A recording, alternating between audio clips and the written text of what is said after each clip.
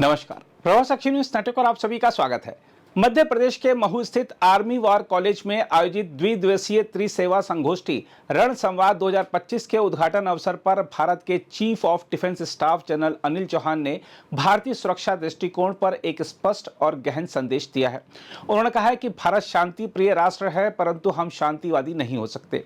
General Chauhan ने यह स्पष्ट किया कि भारत हमेशा शांति के पक्ष में खड़ा रहा है, लेकिन शक्ति के बिना शांति केवल एक आदर्श कल्पना है। उन्होंने लैटिन कहावत यदि शांति चाहते हो तो युद्ध के लिए तैयार रहो उद्धृत करते हुए यह संदेश दिया कि शांति और शक्ति एक दूसरे के पूरक हैं। भारत की ऐतिहासिक और सांस्कृतिक परंपरा को याद करते हुए उन्होंने कहा कि हमारे चिंतन में सदैव शास्त्र यानी ज्ञान और शस्त्र यानी बल को साथ साथ रखा गया है।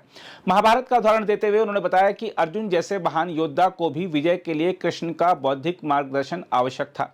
सीडीएस ने ऑपरेशन सिंदूर को एक आधुनिक संघर्ष बताते हुए कहा कि यह अब भी जारी है और इस अभियान में सीखी गई कई शिक्षाओं को लागू किया जा चुका है।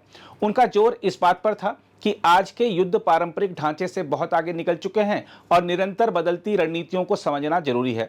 जनरल चौहान ने आधुनिक युद्ध को आकार देने वाले 4 प्रमुख रुझानों की चर्चा की। उन्होंने कहा कि आज कई राष्ट्र यह मानने लगे हैं कि अल्पकालिक युद्ध से राजनीतिक उद्देश्य प्राप्त किए जा सकते हैं। साथ ही उन्होंने कहा कि घोषित युद्ध का युग समाप्त हो गया है। अब संघर्ष एक सतत प्रक्रिया है जिसमें 5 C यानी कंपटीशन प्रतिस्पर्धा, क्राइसिस संकट, कन्फ्रंटेशन यानी मुठभेड़, कॉन्फ्लिक्ट यानी संघर्ष और कॉम्बैट यानी युद्ध शामिल हैं। उन्होंने कहा कि भविष्य के युद्ध केवल सैनिकों पर निर्भर नहीं होंगे, बल्कि नागरिक समाज की सहनशीलता और समर्थन निर्णायक भूमिका निभाएंगे। सीडीएस ने कहा कि पहले जीत का आकलन कैदियों की संख्या और हताहतों से होता था, जबकि अब सफलता की कसौटी कार्रवाई की गति, दूरगामी प्रहार की सटीकता और तकनीकी श्रेष्ठता है। सीडीएस ने कहा कि आज आवश्यकता केवल हथियारों में ही नहीं बल्कि विचारों और अनुसंधान में भी आत्मनिर्भर बनने की है।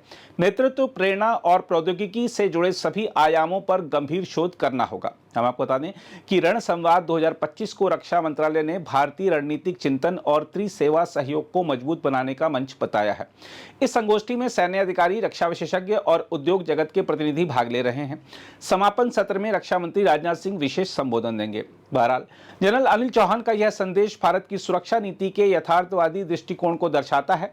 भारत शांति का पक्षधर है, परंतु अपनी सुरक्षा के साथ समझौता नहीं कर सकता। बदलते भू राजनीतिक परिदृश्य में यह स्पष्ट संकेत है कि भारत की रणनीति अब शक्ति संपन्न शांति की ओर केंद्रित है, जहां युद्ध की तैयारी ही स्थायी शांति की गारंटी बनती है।